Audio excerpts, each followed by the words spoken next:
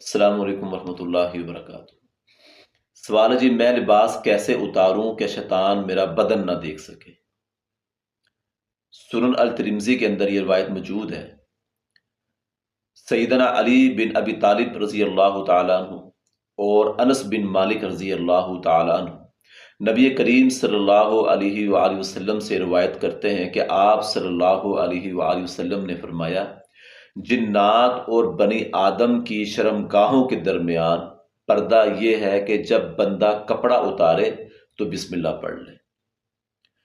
آپ کا بسم اللہ پڑھنا یہ شیطان اور آپ کے درمیان ایک پردہ، ایک دیوار حائل کر دیتا ہے، جس سے شیطان آپ کے بدن کو دیکھ نہیں سکتا۔ تو جب وہ آپ کے بدن کو دیکھ ہی نہیں سکتا تو پھر چھونا، ٹچ کرنا، پھر یہ تو بڑی دور کی بات ہے۔ تو لہٰذا جب بھی لباس اتاریں یا جب بھی لباس پہنیں، اتارتے وقت، پہنتے وقت اللہ کا نام لے لیں، شیطان کے شر سے اللہ تعالیٰ آپ کو محفوظ فرما دیں گے۔